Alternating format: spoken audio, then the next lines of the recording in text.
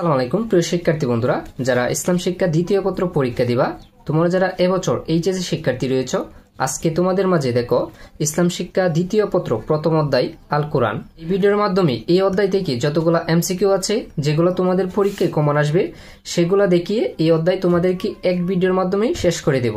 So ধৈর্য সহকারে ভিডিওটা দেখে নাও। দেখো, প্রথমেই হচ্ছে সামাজিক সমস্যা সমাধানের মূল উৎস কোনটি?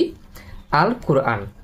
আচ্ছা, তারপর দেখো, ইমানদার যে কারণে মুনাফিক হয়, অন্তরে ইসলামের বিরুদ্ধে চক্রান্ত লুকিয়ে রাখলে। তারপর দেখো, আদম ও হাওয়া আলাইহিসসালামকে জান্নাতে আল্লাহ তাআলা ইতিবাচক নির্দেশনা দিয়েছিলেন, তোমরা যা ইচ্ছা আহার করো। তারপর দেখো, শব্দের অর্থ কি? যারা আরবি পারো না, এরকম চিহ্নটা মুখস্থ করে রাখবা। এটা হবে খলিফা। খলিফা শব্দের অর্থ হচ্ছে প্রতিনিধি। আচ্ছা, তারপর দেখো, ইসলাম প্রচার প্রসার ও প্রতিষ্ঠার সর্বপর্যায়ে সর্বাধিক ক্ষতি সাধন করেছে কারা? মুনাফিকরা। আচ্ছা, তারপর দেখো, সূরা বাকারার প্রথম রুকুতে উল্লেখিত অদৃশ্যর উপর বিশ্বাস করা কাদের বৈশিষ্ট্য? মুত্তাকিগণের বৈশিষ্ট্য।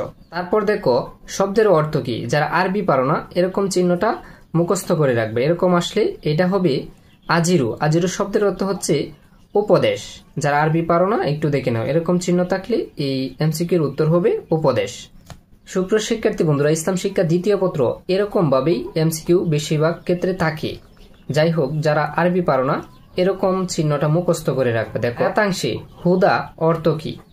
এটি হচ্ছে হুদাল্লিল মুত্তাকিন। এই আয়াতাংশে হুদা অর্থ হচ্ছে পথ প্রদর্শক। তারপর দেখো, এই যে আরেকটা আয়াতে কাদের কথা বলা হয়েছে? মুনাফিক সম্প্রদায়। এরকম চিহ্নটা একটু মুখস্থ করে রাখো, অর্থাৎ এই আরবি অক্ষরটা একটু চিনে রাখো। এরকম যদি এমসিকিউ আসে, তাহলে এর উত্তর কি হবে?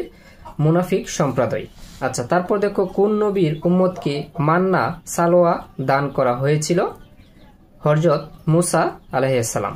তারপর দেখো, কোন গ্রন্থটি শিক্ষার অভাবে সমাজে অশান্তি সৃষ্টি হয়? কোরআন।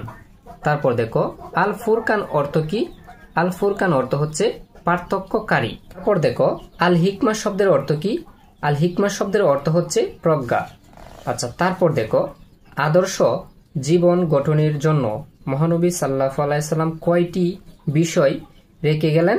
2টি বিষয় রেখে গেলেন। আচ্ছা, তারপর দেখো, মহানবী সাল্লাল্লাহু আলাইহি সাল্লাম আমাদের জন্য কোন 2টি জিনিস রেখে গেছেন? কোরআন ও সুন্নাহ। তারপর দেখো, আল কোরআন কোনটিকে মানুষের মর্যাদার মাপকাঠি ঘোষণা করে? নৈতিক উৎকর্ষকে।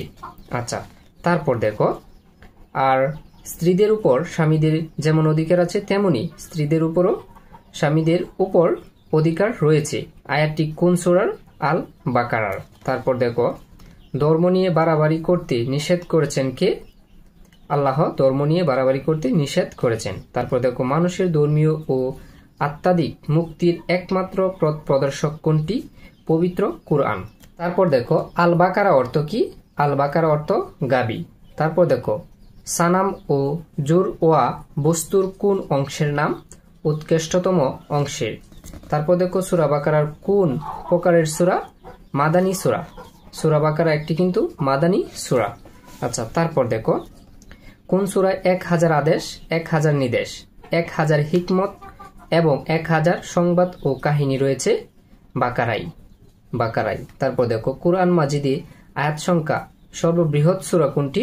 সর্ববৃহৎ সূরা হচ্ছে আল বাকারা।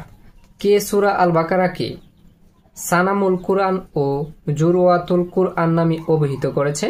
রাসূল সাল্লাল্লাহু আলাইহি ওয়াসাল্লাম। তারপর দেখো, গাবীর কাহিনী উল্লেখ আছে কোন সূরায়? বাকারাই। তারপর দেখো, কোরআনের সত্যতা প্রমাণ ও মুশরিকদের ভ্রান্তি দূরীকরণের কোন সূরা নাজিল হয়? সূরা বাকারাই। সুপ্রিয় শিক্ষার্থী বন্ধুরা, তোমাদেরকে একটা কথা বলে রাখি, এই অধ্যায় থেকে যেগুলো মোস্ট ইম্পর্টেন্ট তোমাদেরকে আমি সেগুলাই দেখাচ্ছি, যেগুলো তোমাদের পরীক্ষায় কমন আসবে। মাত্র কয়েকটি দেখাবো, এই অধ্যায় শেষ হয়ে যাবে আশা করি। আর তোমরা যারা এমসিকিউ সাজেশন নিতে চাও, স্ক্রিনে দেওয়া নাম্বারে অবশ্যই যোগাযোগ করতে পারো। আচ্ছা, সূরা বাকারার 1 থেকে 5 নম্বর আয়াতে কাদের বৈশিষ্ট্যের কথা উল্লেখিত হয়েছে? মুত্তাকিদের। তারা এরকম থাকলে তোমরা বুঝে নিবা যে এটার আনসার হবে আবরণ। অনেকেই আছো আরবি পারো না, তার জন্য আর কি। আচ্ছা যাই হোক, তারপর দেখো স্থায়ীভাবে অভিশপ্ত মানব গোষ্ঠী কারা? কাফিররা। কোন জীবনের সফলতায় প্রকৃত সফলতা? পরকালীন। আচ্ছা তারপর দেখো আল কোরআনের গোপন বিষয় কি? হুরুফে মুকাওয়াত্তা। হুরুফে মুকাওয়াত্তা। তারপর দেখো আল কোরআন কাদের হেদায়েতের জন্য নাজিল হয়েছে? মুত্তাকিদের। তারপর দেখো আল্লাহ প্রদত্ত জীবিকার আল্লাহর পথে কারা ব্যয় করেছেন? মুত্তাকিরা। তারপর দেখো আল্লাহর অস্তিত্বে অবিশ্বাস্য ও অস্বীকারের নাম কি? কুফর। আচ্ছা তারপর দেখো এই আয়াতাংশে আল্লাহর সর্ব বিষয়ে সর্বশক্তিমান। এই যে দেখো এরকম থাকলে এটার আনসার হবে সর্বশক্তিমান। অনেকে আরবি পারো না, যারা পারো একটু পরে বুঝে নিও, এটার আনসার হবে সর্বশক্তিমান।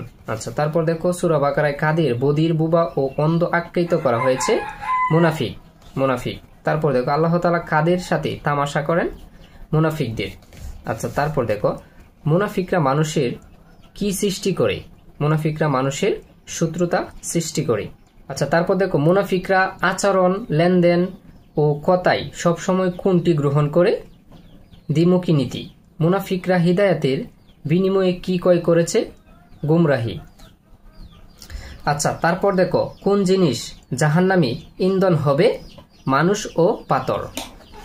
তারপর দেখো যারা কোরআন সন্দেহ ও অবিশ্বাস পোষণ করে তারা কারা? তারা হচ্ছে কাফির। তারপর দেখো আল্লাহর দেওয়া উপমার কি কুস্তি গিয়ে কাফিররা আরো বিভ্রান্ত হয়? ত্রুটি বিচ্যুতি। তারপর দেখো আল্লাহ ও তার রাসূল নির্দেশিত সব সুন্দর ও শুভ কাজকে কি বলে? আমলে সালিহ। তারপর দেখো এই যে এরকম একটা আয়াত, এরকম থাকলে যারা আরবি পারো না আর যারা পারো তারা একটু দেখে নিও, আর যারা পারো না এরকম থাকলে বুঝে নিবে। এর আনসার হবে আদম আলাইহি আসসালাম। আদম আলাইহি আসসালাম। তারপর দেখো শব্দের অর্থ কি? এটি হচ্ছে খলিফা। যারা আরবি পারো না তারা এরকম থাকলে বুঝে নিবা খলিফা। খলিফা শব্দের অর্থ প্রতিনিধি। আচ্ছা তারপর দেখো মানব সৃষ্টির সূচনাগুলো থেকে শয়তান কার সূত্র? মানুষের। আমাদের সূত্র হচ্ছে শয়তান। তারপর দেখো এই যে আরেকটা, এরকম থাকলে বুঝে নিবা তোমরা সিজদা করো। তারপর দেখো আল্লাহ তাআলা কি হিসাবে মানুষকে পৃথিবীতে পাঠিয়েছেন? তার খলিফা হিসাবে পাঠিয়েছেন।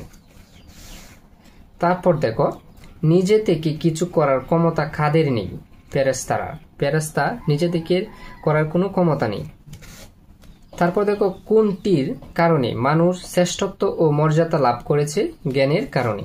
ইবলিস চলচাতুরি ও প্রতারণা করে আদম ও হাওয়া আলাইহিস সালামকে কে কি ভক্ষণ করায়?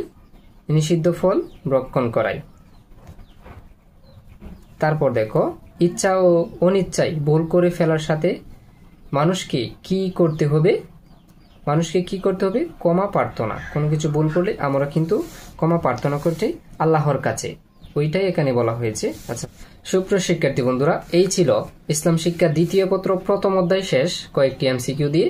এরকম যারা পরবর্তী অধ্যায়ের এমসিকিউ পেতে যাও অবশ্যই চ্যানেলটাকে সাবস্ক্রাইব করে সাথেই থাকো।